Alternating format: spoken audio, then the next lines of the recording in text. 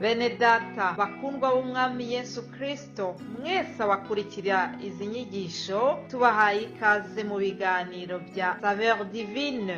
Ibi biganiro mu bitegurirwa n'abavugabutumwa bwiza batandukanye, akaba ari umuhamagaro ugendera ku ijambo ry'Imana byanditse mu gitabo cy'ubutumwa bwiza uko bwanditswe na Matayo ibice 24 umurongo wa 14. Kandi ubutumwa bwiza bw'ubwami buzigishwa mu isi yose ngo bube ubuhamya bwo guhamiriza amahanga yose, nibwo imperuka izahera ko ize. Ibi biganiro mubikurikira ku channel ya YouTube yitwa Saveur Divine. Tubifurije kugubwa neza. Imana Data ari nayo So ibaha umugisha. Ndabaramukije nshuti bakundwa bene data mwese abakurikira ikiganiro cya Saveur Divine. Amahoro ya Kristo nabane namwe, ubuntu no kugirirwa neza biva ku mwami wacu Yesu Kristo bibe muri mwe. Imana ishimwe cyane. Ndanezerewe kubw'uyu munsi dutangiriye iki cyumweru cya gatatu cy'ukwezi kwa 10. Turashima Imana yabanye natwe, ndashima Imana ikomeje kundinda ndetse namwe ikaba yarabarinze. Niba uyu munsi uri muzima ukaba ingingo zawe zose zikora neza, ni iby'igiciro. Ndagira ngo nkubwire ngo ubu buzima Imana ibidutije ni umugisha, ni ibintu bikomeye cyane. Tujye tubishimira Imana buri gihe cyose. Rero wowe unyumva, nkwifurije umunsi mwiza, nkwifurije kugira ibihe byiza wumva ijambo ry'Imana tubagezaho binyuze muri iki kiganiro. Munyemerere rero mbanze dusangire aya magambo yo kwatura uburyo Uwiteka ari Imana ikomeye, uburyo Uwiteka ari we mbaraga zacu. Twongere twature Uwiteka ukuntu yatubereye Imana ikomeye. Zaburi ya 27 ni zaburi ya Dawidi. Aratura aravuga ngo Uwiteka niwe mucyo wanjye n'agakiza kanjye, nzatinya nde? Uwiteka niwe gihome kinkingira ubugingo bwanjye, ninde uzampinza umushyitsi? Ubwo abanyabyaha banteraga kumaraho, ari bo banzi banjye n'ababisha banjye, barasitaye baragwa. Ngo naho ingabo zabambira amahema kuntera, umutima wanjye ntuzatinya. Naho intambara yambaho, no muri yo nzakomeza umutima. Haleluya, Imana ishimwe cyane. Reka dusome n'ayandi magambo aboneka muri Zaburi ya 28 umurongo wa 7. Uravuga ngo Uwiteka niwe mbaraga zanjye n'ingabo inkingira, umutima wanjye ujya umwiringira ngatabarwa. Nicyo gituma umutima wanjye wishima cyane, kandi nzamushimisha indirimbo yanjye. Haleluya, Imana ishimwe cyane. Nanjye nzashimisha Uwiteka indirimbo yanjye. Reka ibyo tuvuze tubishyire mu bikorwa, dushimisha Uwiteka mu buryo bw'indirimbo. Nifuje yuko twaririmbana iyi ndirimbo tubona mu ndirimbo zo gushimisha 371. Haravuga ngo Yesu nduwawe nyakira, n'ibyanjye mfite byose, njye ngukunda nkwizigire, nkomeze nkuyoboke, guhaye ibyanjye uko bingana, mwami wanjye mwiza unkunda unyiharire. Yesu nduwawe nyakira, niyoroshye nkuramye,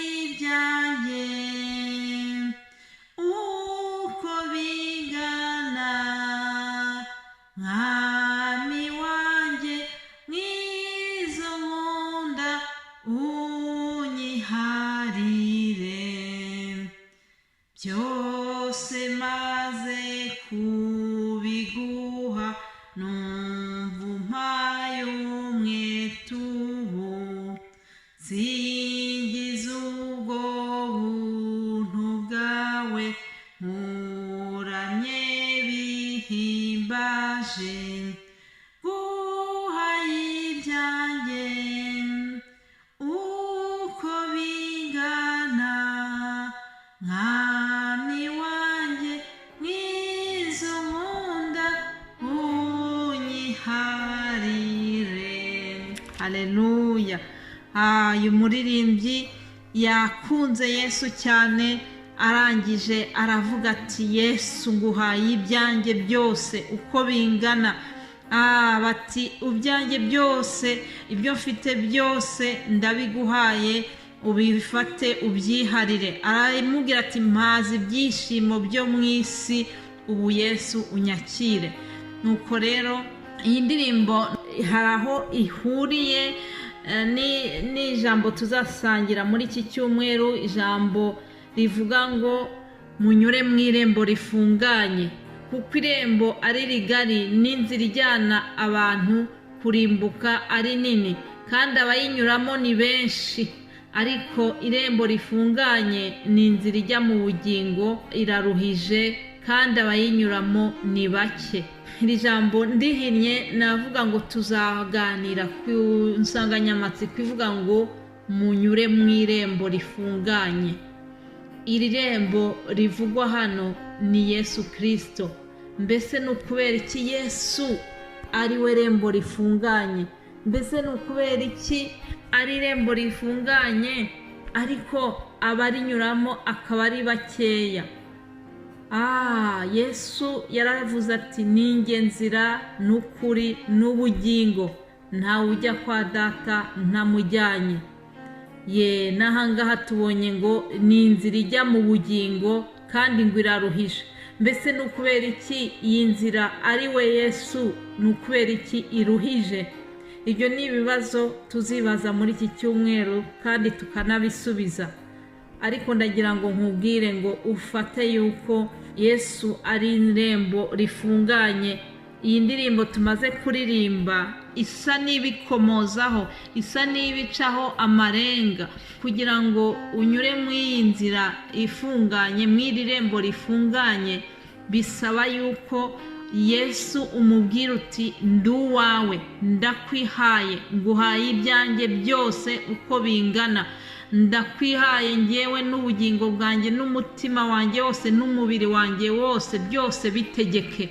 Beneda, ntabwo byoroshye kugira ngo wowe wiyange ufate ibyawe wumve byose ubyeguriye Yesu. Oya, hari igihe umubiri, umutima w'umuntu ushaka kukubwira ngo oya nawe urakabije, wimwegurira byose, gira akantu wisigira, gira ko wibikira, ukamera nka Ananiya na Safira. Bagurishije umurima, amafaranga bayaha intumwa, ariko bagira akantu ko kwibikira, bigira inama yo kugira akantu bisigariza. Rero muzi byababayeho Ananiya na Safira. Rero natwe nk'abana b'abantu, nubwo tuba dushaka kwiha Yesu, ariko hari igihe tugira tendansi yo kugira akantu twisigariza. Ariko rero Yesu ntabwo ari byo ashaka. Yesu arashaka yuko umwiha wese ukungana. Niyo mpamvu rero gukurikira Yesu ntabwo biba bitworoheye, ni inzira iruhije. Niyo mpamvu benshi bageraho bakananirwa bakabivamo, bakavuga ati oya ntabwo nakwirengagiza ibineza by'isi byose ngo mbireke, ngo niyegurire Yesu burundu. Bakundwa, reka ndangirize kw'iri jambo riri mu mugani Yesu yaciriye abantu, ngo umugani w'abararikwa babi.